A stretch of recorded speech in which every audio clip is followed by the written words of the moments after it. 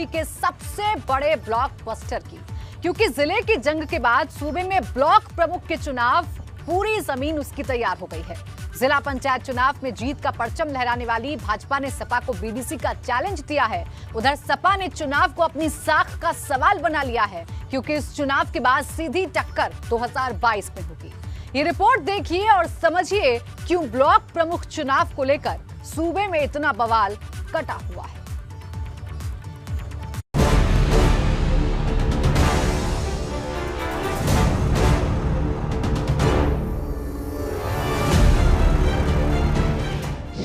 जिले की जंग के बाद ब्लॉक प्रमुख का ब्लॉकबस्टर महामुकाबला।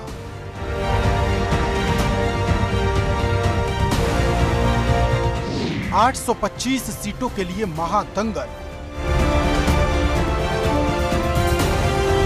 पंचायत का फाइनल मुकाबला।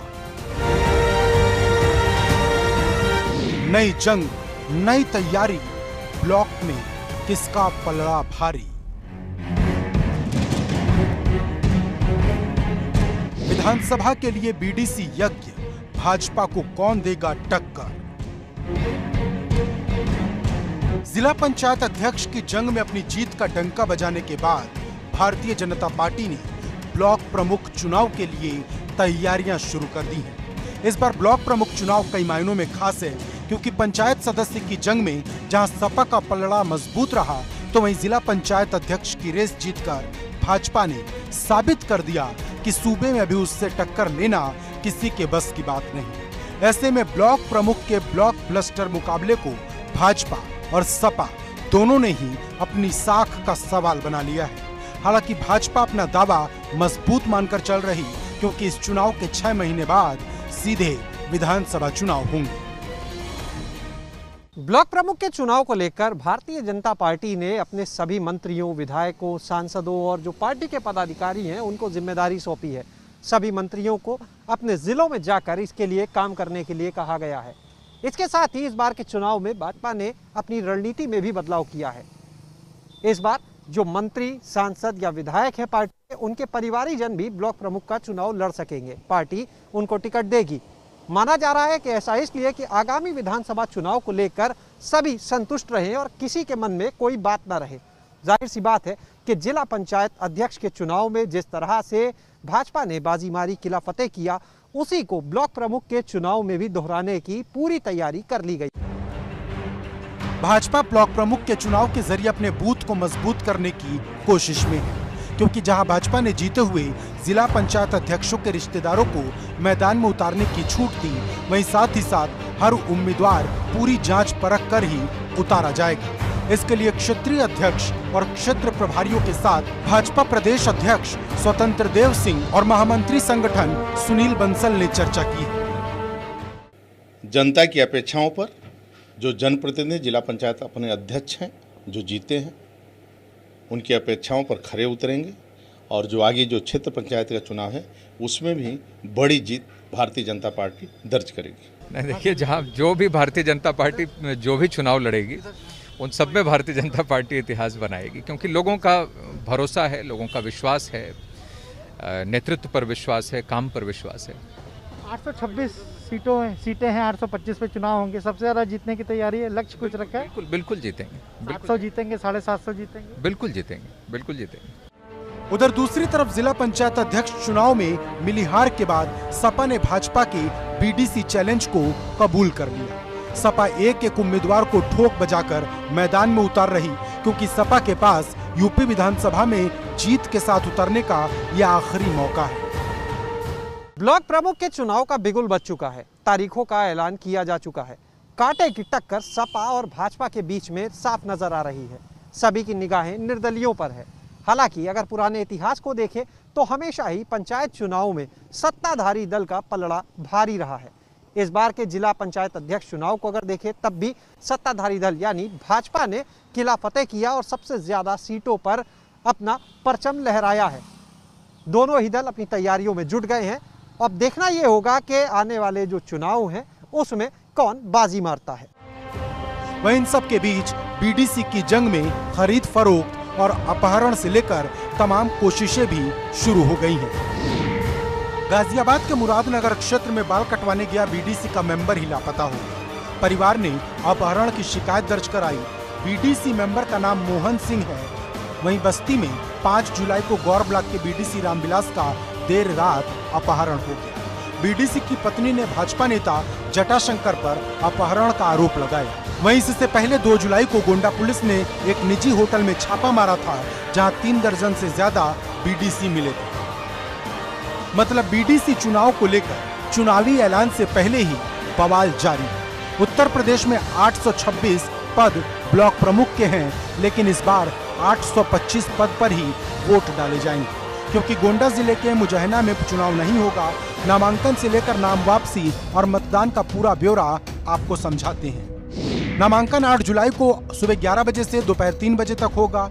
इसी दिन नामांकन पत्रों की जांच होगी, जो 8 जुलाई 3 बजे से काम खत्म होने तक रहेगी।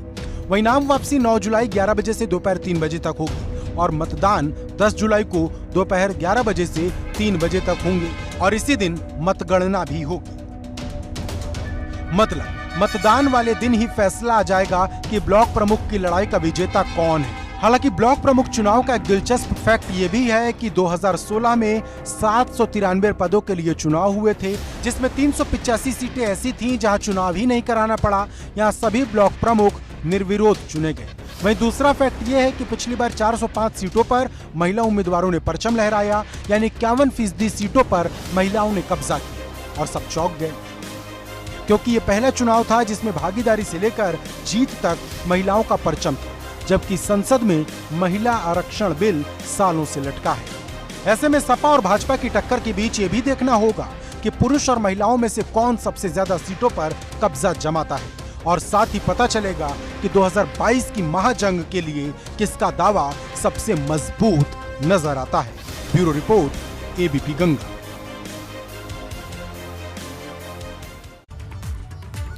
और अब बात चुनाव से पहले उस चेहरे की जिसने देश की सबसे पुरानी पार्टी को संकट में डाल दिया है, क्योंकि कांग्रेस उस वक्त सियासी संकट से जूझ रही है और ये संकट यूपी से लेकर उत्तराखंड में मचा हुआ है, जहां उत्तराखंड में नेता प्रतिपक्ष को लेकर घमासान है। तो वहीं वाराणसी में जमीन कार्यकर्ता आलाकमान से परेशान हैं और अब सवाल इस बात का है कि कांग्रेस के संकट की सुबह कब होगी, क्योंकि 7 महीने बाद यूपी और उत्तराखंड में चुनाव होंगे।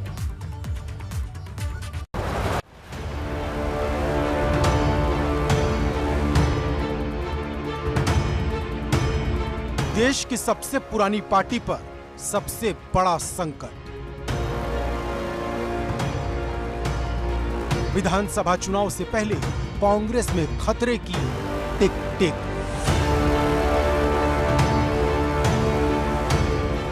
उत्तराखंड में नेता प्रतिपक्ष के लिए घमासान।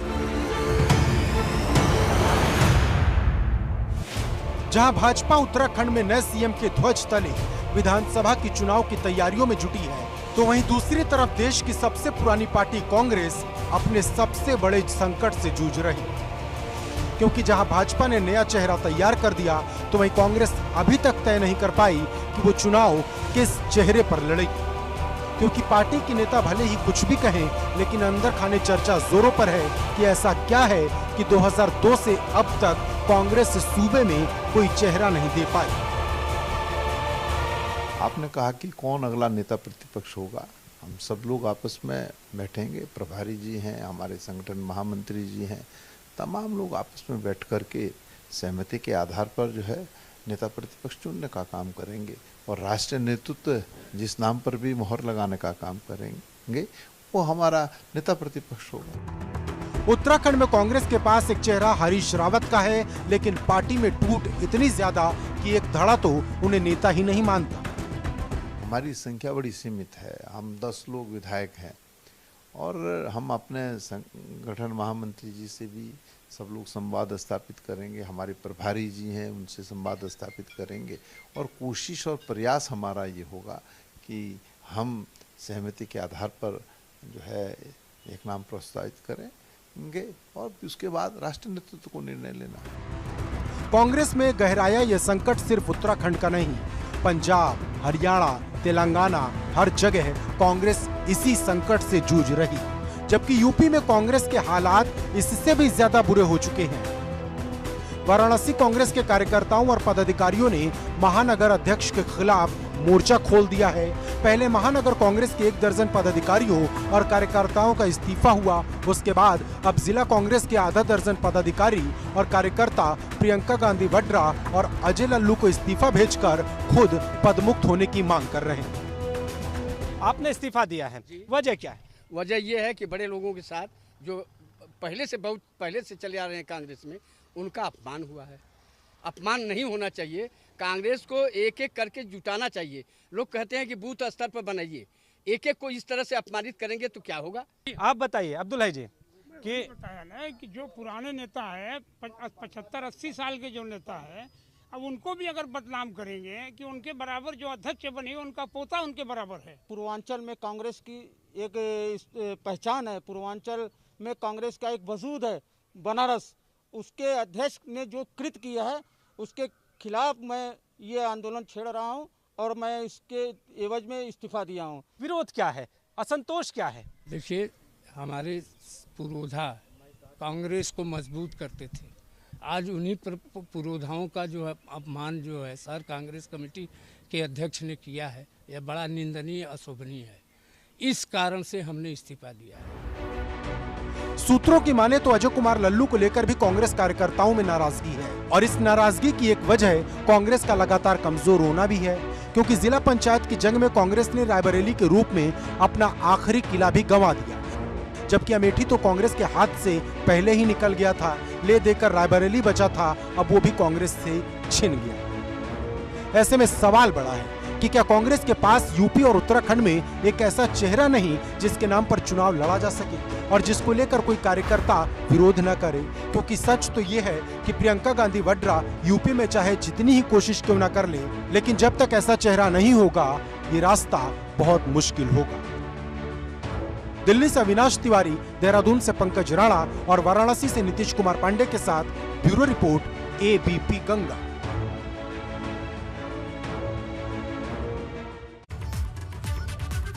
और अब बात 69,000 शिक्षक भर्ती की। पिछले कई दिनों से सैकड़ों छात्र बेसिक शिक्षा भर्ती में हुई धांधली के खिलाफ धरना दे रहे हैं।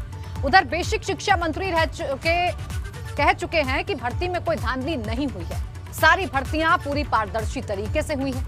लेकिन अब जिसका संज्ञान खुद सीएम योगी ने लिया है, सीएम योगी के संज्ञान के बाद अभ्यर्थियों को इस समस्या के समाधान की उम्मीद जगी।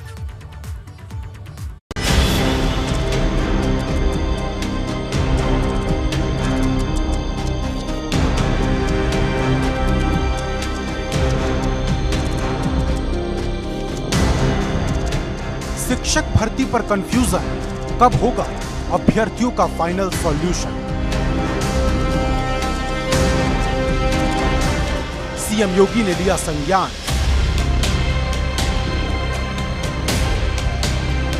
बेसिक शिक्षा मंत्री से पूछा कब होगा समस्या का समाधान?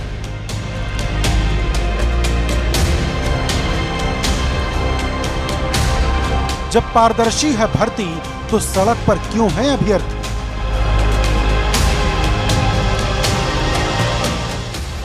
बेसिक शिक्षा विभाग की भर्ती में गड़बड़ी को लेकर सूबे की सियासत गर्म है। पिछले कई दिनों से सैकड़ों अभ्यर्थी धांधली के खिलाफ विरोध का झंडा बुलंद कर आंदोलन कर रहे हैं और अब इस आंदोलन पर मुख्यमंत्री योगी ने संज्ञान ले लिया है। मंगलवार को टीम 9 की बैठक में सीएम योगी ने बेसिक शिक्षा मंत्री को बुलाया और इस पूरे मामले का संज्ञान लेते हुए पूछा कि अगर सब कुछ ठीक है तो यह हंगामा क्यों हो रहा?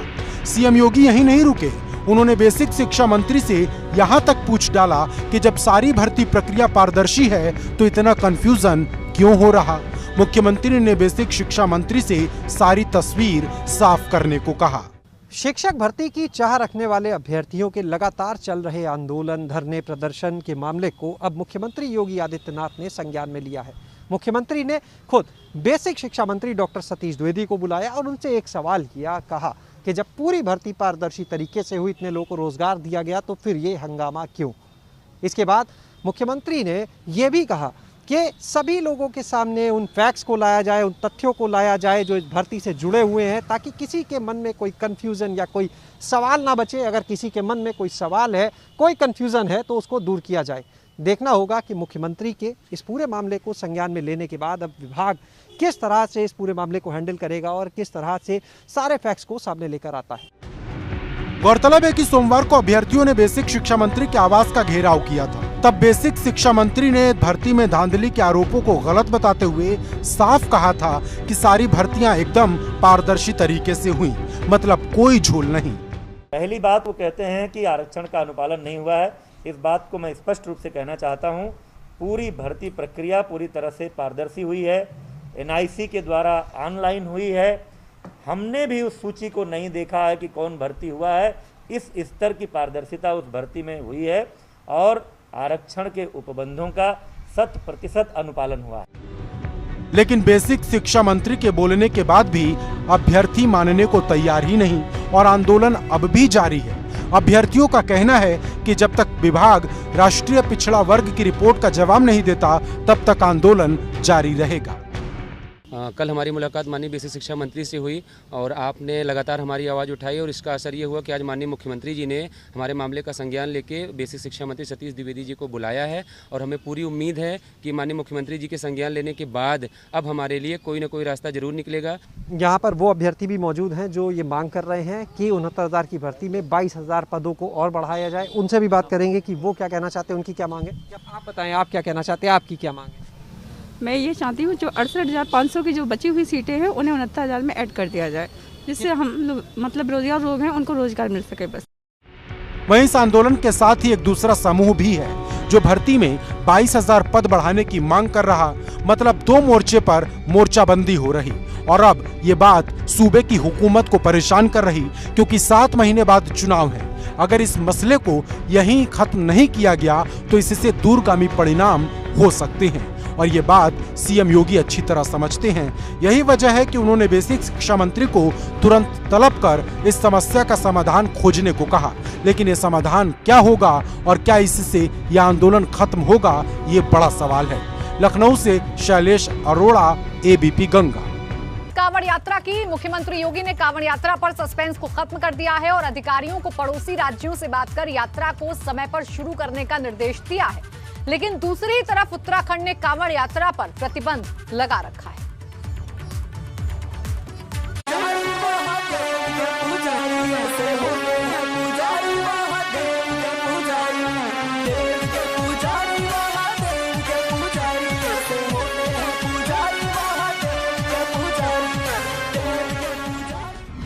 कांवड़ यात्रा के सस्पेंस से हटा पर्दा। सीएम योगी का ऐलान, तय तारीख पर होगी कांवड़ यात्रा की शुरुआत।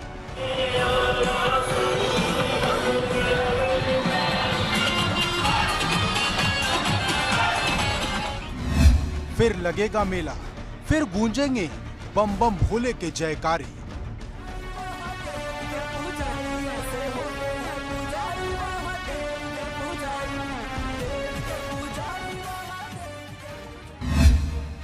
कांवड़ यात्रा महज एक यात्रा नहीं, ये लाखों करोड़ों श्रद्धालुओं की आस्था है। क्योंकि जब भोले कांवड़ लेकर गुजरते हैं तो पूरे प्रदेश में मेला लग जाता है। जगह जगह भोले के जयकारों की गूंज होती है और इस साल भी कांवड़ यात्रा पर फिर से वही रौनक देखने को मिलेगी। क्योंकि कांवड़ यात्रा पर जो संकट के बादल मंडरा रहे थे वो छटते नजर आ रहे, क्योंकि सूबे के मुखिया योगी आदित्यनाथ ने तय तारीख पर कांवड़ यात्रा शुरू करने के निर्देश दे दिए हैं, जिसके लिए सभी अधिकारियों को आदेश दिए गए कि वो पड़ोसी राज्यों से संवाद कर कांवड़ यात्रा को शुरू करने का रास्ता साफ करें। आपको बता दें कि इस साल 25 जुलाई से शिव भक्तों की कांवड़ यात्रा शुरू होनी है, जिसको लेकर भोले के भक्त बेसब्री से इंतजार कर रहे हैं।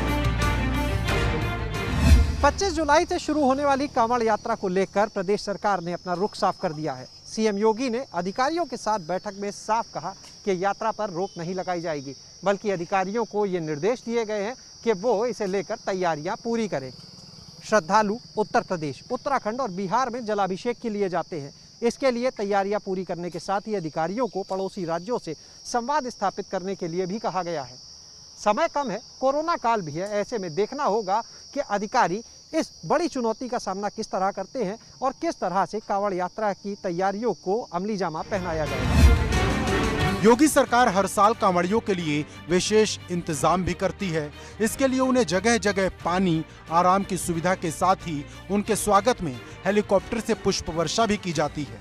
लेकिन इस बार कोरोना के चलते यात्रा पर सस्पेंस बना हुआ था। लेकिन यूपी में कोरोना अब पूरी तरह से नियंत्रण में है।